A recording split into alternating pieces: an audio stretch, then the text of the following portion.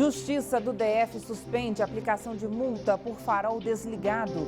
Estudantes contrários à PEC 55 e à reforma do ensino médio invadem escolas em São Sebastião e no Guará. Nível do rio descoberto chega a 20,15% e o plano de racionamento deve ser implantado ainda esta semana. Veja também, termina na sexta o prazo para se inscrever no programa de avaliação seriada, o PAS.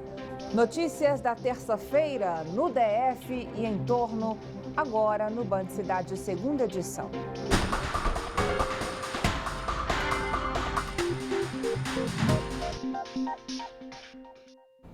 Olá, boa noite, seja muito bem-vindo. Atenção motoristas, uma liminar da Justiça do DF suspendeu provisoriamente a aplicação de multa por farol desligado nas rodovias urbanas da capital. A repórter Camila Lopes tem as informações ao vivo. Oi, Camila, boa noite para você. Carol, vale lembrar que essa decisão é apenas para aqui para dentro do Distrito Federal. A gente vai conversar agora com o diretor do DR, Henrique Ludovici. Boa noite, diretor. Essa decisão, como é que vocês receberam? Ela é baseada no Código de Trânsito, no entanto, vocês têm um outro entendimento. Bom, primeiramente é preciso registrar que o DR cumpre a legislação e, obviamente, cumprirá a decisão judicial e de imediato. Já tomamos a decisão de suspender qualquer emissão de multa e todas aquelas que eventualmente foram formuladas, elas já estão por si só suspensas, como decidiu o juiz. Mas é preciso entender que no Distrito Federal, quem define as rodovias é o Sistema de Viação do Distrito Federal, que faz parte do Sistema Nacional de Viação, que diz claramente no seu artigo 38 que o objetivo principal do Sistema de Viação do Distrito Federal é conectar a sede do Distrito Federal às regiões administrativas. E essas são as nossas rodovias que fazem com que isto aconteça. O objetivo, claro, não é a multa, o objetivo é a segurança, principalmente dos mais vulneráveis, aqueles que são pedestres, ciclistas, idosos, crianças, portadores de deficiência física e também motociclistas. É preciso deixar bastante claro que as motos já são obrigadas a manter os faróis acesos, assim como os ônibus.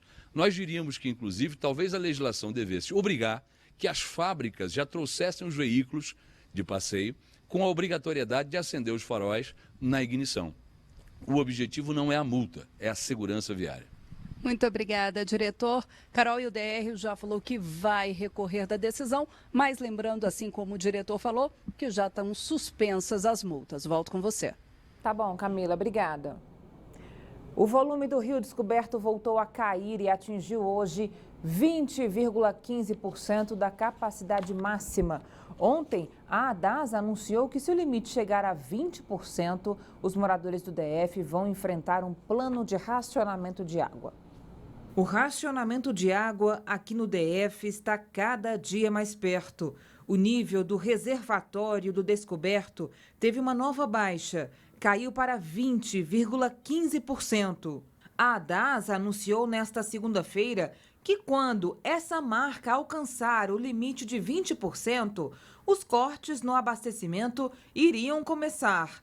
A princípio, a CAESB está autorizada a aplicar o racionamento de até 24 horas em cidades alternadas, mas a população deve ser avisada com um dia de antecedência. Quase 3 milhões de pessoas devem ser afetadas. Apenas hospitais, hemocentros, centros de diálise e de internação coletiva não fazem parte do corte. Enquanto isso, a recomendação é que se faça o uso da água de forma consciente e racional. A temperatura caiu no DF nesta terça-feira, chegou aos 16 graus e choveu em algumas regiões. Amanhã, a previsão do IMET é de tempo parcialmente nublado, com possíveis pancadas de chuva. A temperatura vai variar entre 17 e 26 graus e a umidade será de 60% a 90%. Pacientes do DF com indicação de cirurgia ortopédica poderão ser transferidos para hospitais da rede pública de Goiás.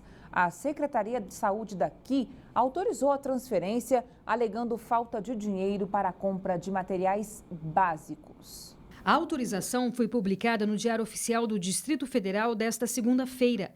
A Secretaria de Saúde aprova a transferência ou transporte de urgência de até 90 pacientes para o Goiás, de acordo com um quadro clínico, para realizar a cirurgia de prótese no quadril. Os prontuários dos 30 pacientes que estão na fila de espera da rede pública para o procedimento estão inclusos no processo. Os demais casos serão definidos posteriormente.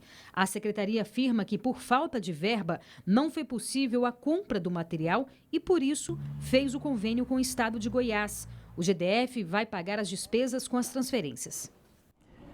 Insegurança na Estrutural, 3 bandidos invadiram uma loja de conveniência e trocaram tiros com um policial que estava de folga. O militar foi atingido na perna. 2 assaltantes ainda estão foragidos. Foi por volta de meio-dia. Nessas imagens dá para ver que os bandidos já chegam anunciando o assalto. As câmeras não mostram, mas é possível perceber que, em seguida, há troca de tiros. Um sargento do BOPE, que estava dentro da conveniência, reagiu e atirou contra os criminosos. 2 deles conseguem fugir. O outro, atingido na barriga, cai, tenta se levantar, mas é rendido pelo PM. Clientes, inclusive mulheres com crianças, aproveitam para sair do local. Os ladrões revidaram e acertaram o PM com um tiro na perna. Uma mulher também ficou ferida. O assaltante foi levado em estado grave para o hospital de base. Na última sexta-feira, outro PM também foi baleado na cabeça durante uma tentativa de assalto em Ceilândia. Ele passou por uma cirurgia, mas continua lutando pela vida na UTI. A Secretaria de Segurança informou que desde janeiro foram registrados mais de 600 assaltos na cidade estrutural. Em nota, a PM disse que disponibilizou 800 militares de áreas administrativas para reforçar a segurança nas ruas do DF e informou que a ronda na estrutural é feita a pé, com carros e também com motos. E na quadra 40 do Guará 2, uma loja que era usada como ponto de tráfico de drogas foi fechada pela polícia depois de uma denúncia anônima. Veja. 9 pessoas foram presas na noite desta segunda-feira. A Polícia Militar identificou a quadrilha depois de uma denúncia anônima. A PM informou que eles usavam uma loja da QE 40 do Guará como ponto de uso e tráfico de drogas. Com eles foram apreendidos 16 tabletes de maconha, balança de precisão, armas e munições. Depois da prisão, os presos confessaram que o dono da droga era um morador de Arniqueiras. Na casa do rapaz, foram encontradas mais porções da droga, até uma planta do entorpecente. A primeira delegacia de polícia investiga o caso. Para denunciar o tráfico de drogas em sua cidade, ligue no 190. As manifestações contra a reforma do ensino médio e a PEC do teto de gastos continuam aqui no DF. Mais 2 escolas foram ocupadas pelos estudantes. O repórter Rodrigo Nunes tem as informações. Cerca de 30 alunos ocuparam o Centro de Ensino Médio 1 de São Sebastião. Eles colocaram faixas e panfletos para alertar sobre a ocupação. As aulas foram suspensas e eles garantiram que só vão deixar a escola com um mandado judicial. Nesta terça-feira, uma escola no Guará também foi ocupada. Desde o início desse movimento, 12 unidades educacionais aqui do Distrito Federal já foram ocupadas, inclusive a UNB. Ainda falando de educação, o prazo para o pagamento da inscrição do Programa de Avaliação Seriado PAS vence nesta sexta-feira. A repórter Camila Lopes volta ao vivo com outros detalhes para a gente. Oi, Camila, essa data foi prorrogada, é isso? Carol, foi sim. A previsão era porque, como a lista com aquelas pessoas que foram contempladas com a isenção do pagamento de taxa saiu no dia 28 de outubro, a Secretaria de Educação tentou fazer uma negociação com a Sebrasp para que essa data fosse prorrogada. Porque saiu no dia 28, eles só teriam 3 dias para fazer esse pagamento de uma taxa que custa R$ 120. Então, eles pediram para a prorrogação para pelo menos passar o 5º dia útil as pessoas conseguirem conseguirem honrar esse pagamento. Carol, como falei, inscrição R$ 120 e para imprimir esse boleto, basta acessar o site www.cesp.unb.br/paz. Lembrando, até sexta-feira e não deixar para cima da hora para não ter problema com o site fora do ar, não ter qualquer dor de cabeça. Carol, volto com você. Boa noite. Tá bom, Camila, obrigada. Boa noite. Estacionar no setor comercial sul pode ser uma verdadeira gincana. Até aí, nenhuma novidade, né? O problema é que ainda por lá está muito pior, tudo por causa de uma obra parada. O que deveria melhorar a vida dos motoristas e dos pedestres virou um motivo a mais de transtorno. A um custo de mais de 7 milhões de reais, a construção de novas calçadas e de uma ciclovia só deve ser retomada no ano que vem. Nem asfalto, nem calçada, muito menos ciclovia. Dos paralelepípedos que ali existiam, só restam lembranças. As sobras de concreto também trazem a memória de que um dia já houve meio fio entre a rua e o estacionamento. A estrutura foi retirada e deixada ali mesmo. As crateras representam perigo para carros e pedestres que passam pela divisa do setor comercial sul e do hospital de base. O chão batido está desnivelado e ainda há galhos de árvores. O perigo é muito grande para o Vitório, que tem visão parcial. Ele nem imaginava que um bueiro aberto era mais um dos obstáculos ameaçadores que tem de enfrentar para chegar à rodoviária do plano piloto. Tem perigo para todo lado. Não tem pessoal que enxerga normal, tem perigo, porque é confuso, que é uma armadilha, né? Muita armadilha para a pessoa distraída.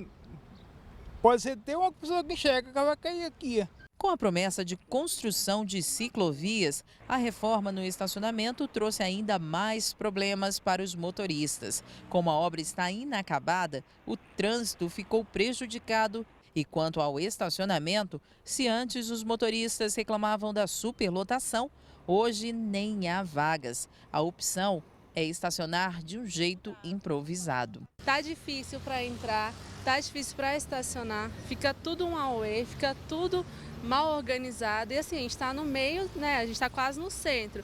E fica essa coisa feia mesmo. Felizmente o pessoal teve que invadir aqui, ó. Já era para estar pronto aqui há muito tempo. E a gente teve que invadir aqui. A mãe do Pedro também sofre para levar o filho, que é cadeirante, ao médico. Essa obra ficou mais difícil um pouco, né? Porque tirou a acessibilidade, né? Então agravou tudo, né? Tá feio, o negócio tá feio. Alex acha irônico que a situação esteja assim justamente onde há um medidor de quanto pagamos em impostos. Para ele, isso mostra a situação de descaso em que vivemos. Que ironia, né? Centro da capital aqui mostrando pra gente tanto de dinheiro que o país arrecada. E bem aqui no centro aqui o pessoal tá um descaso aqui total. Em nota, a Novacap informou que a obra foi paralisada porque se verificou a necessidade de readequação da ciclovia. Agora o engenheiro não viu isso antes, meu Deus do céu. O problema vai gerar um custo adicional, acredite, de R$ 890 mil, uma obra que já custaria 7 milhões. O valor está em análise e não há prazo para aprovação. Vale dizer que o contrato, que já previa mais de 7 milhões para construir calçadas e ciclovias, perde a vigência em fevereiro de 2017, abrindo a possibilidade de nova licitação e mais atraso. Mais de 600 taxistas de várias partes do país protestaram hoje na Esplanada dos Ministérios. O ato foi para mostrar apoio a um projeto de lei que pode proibir o transporte por aplicativo, como o caso do Uber. A matéria começa a tramitar hoje na Câmara dos Deputados. O uso do Uber já tem quase 2 anos e foi regulamentado em estados como São Paulo e aqui no DF. O objetivo da manifestação é pressionar. Os taxistas vindos de várias partes do país pedem andamento de projeto de lei que pode acabar com o Uber no Brasil. O texto já está na mesa da Comissão de Trabalho da Câmara dos Deputados, mas aguarda a nomeação de um relator. Pela proposta, os taxistas seriam a única categoria autorizada a exercer a atividade de transporte individual remunerado de passageiros em veículos de aluguel. Além disso, o projeto critica o crescimento do transporte clandestino, inclusive por meios tecnológicos. Ainda segundo o texto, serviços como o Uber estão impactando negativamente na gestão pública. Em Curitiba nós temos 3.002 carros e aproximadamente 6.200 motoristas de aplicativo. Desde agosto para cá, a plataforma não exige mais certidão de antecedente criminal. Então, qualquer um que faça o EAR pode se cadastrar no aplicativo e sair trabalhando. Aqui no DF, a Câmara Legislativa aprovou a regulamentação do serviço em agosto, mas deixou a decisão sobre a quantidade de motoristas credenciados nas mãos do governo. O GDF resolveu estender o prazo e a decisão deve ficar para dezembro. O governador Rodrigo Hollenberg assinou o projeto de criação da Lei Orgânica da Cultura. A nova legislação amplia o acesso às fontes de recursos, desburocratiza a gestão dos espaços culturais e estabelece o plano de cultura do DF, com ações e programas para os próximos 10 anos. O projeto de lei vai seguir para a avaliação da Câmara Legislativa do DF. Mesmo após projetos que dão acesso a recursos federais para a cultura, a reforma do Teatro Nacional ainda não tem data para começar. As informações com João Cláudio Silveira, direto do estúdio da Band News FM. Oi, João, boa noite para você. Boa noite, Carol, boa noite a todos. Pois é, o GDF ainda não tem uma previsão de quando vai começar a reforma do Teatro Nacional, interditado desde 2014 pelo Corpo de Bombeiros por questões de segurança. Nesta terça, o governador Rodrigo Hollenberg assinou 2 projetos que deverão compor a Lei Orgânica da Cultura nos próximos 10 anos. A medida prevê a construção de espaços públicos como centros culturais em Planaltina e Samambaia e também a reforma do Teatro Nacional. Para a reforma, o governo ainda vai precisar buscar fonte de financiamento para a obra e estuda qual será o modelo de parceria adotado. Com a nova legislação, o governo afirma que haverá menos burocracia para os repasses financeiros e que vai ampliar o acesso a programas de incentivo. O GDF também diz esperar com as medidas pode haver mais participação dos Conselhos Regionais de Cultura nas regiões administrativas, que receberão mais de 8 milhões de reais do Fundo de Apoio à Cultura em 2017. De volta com você, Carol. Boa noite. Até amanhã. Obrigada, João. Até. Uma garotinha de 10 anos, moradora de Ceilândia, foi escolhida para ser o novo símbolo da campanha da Organização das Nações Unidas, a ONU. Samantha Borges é uma aluna dedicada e sonha ser policial. Esse ano, a campanha mostra estratégias para que os países programem políticas públicas para as crianças. Samantha é destaque na Escola 64. Além de tirar boas notas e ter bom comportamento, foi indicada pelos professores para representar meninas brasileiras de 10 anos no projeto da Organização das Nações Unidas. Depois de uma entrevista feita na casa dela, ela foi escolhida como símbolo da nova campanha da ONU. Eu me sinto importante, eu acho. Samantha sonha em ser policial e vê nos estudos uma forma de conseguir os objetivos. A menina é faixa azul no judô e gosta de jogar xadrez para desenvolver o raciocínio lógico. No xadrez é preciso visão estratégica e planejamento a médio e longo prazo para se obter o sucesso.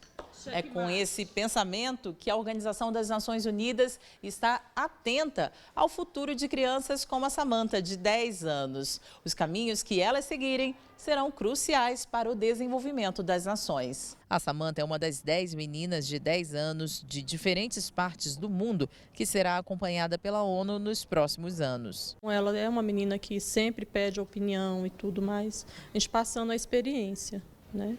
E não deixar que ela desista dos seus ideais. Acredito que a Samantha já está trilhando esse caminho, né, com esse futuro que ela sonha. O pai de Samantha é puro orgulho. É um orgulho imenso, né? A ver nossas crias crescendo desse jeito é muito prazeroso para a gente. Parabéns, hein, Samantha? Que orgulho! Algumas lojas e shoppings já estão em clima de Natal, tudo para atrair clientes e aumentar as vendas. Mas uma pesquisa do SPC aponta que esse ano os consumidores serão mais prudentes na hora das compras, viu? O 13º salário deve mesmo ser usado para pagar dívidas. O comércio já começou a se movimentar para o Natal. As lojas já estão no clima, decoradas. Só que muitos consumidores ainda estão com o pé no freio e não pretendem gastar muito nas compras de fim de ano. Agora tem que segurar mais um pouquinho. Gasto menos, né? Gastar menos. A expectativa esse ano é gastar menos. E as ruas refletem justamente o que foi revelado por uma pesquisa realizada pelo SPC e pela Confederação Nacional de Dirigentes Lojistas. Quase 108 milhões de brasileiros pretendem sim comprar presentes neste Natal. Mas o gasto médio de cada um deve cair em mais de 5% em comparação com o ano passado. E aqueles que não vão comprar presentes pretendem usar o dinheiro para quitar dívidas. A crise leva as pessoas a terem uma consciência maior. O grande desafio é que as pessoas absorvam esses costumes para o futuro. Então, a crise faz com que as pessoas apertem mais o cinto, estejam mais preocupadas.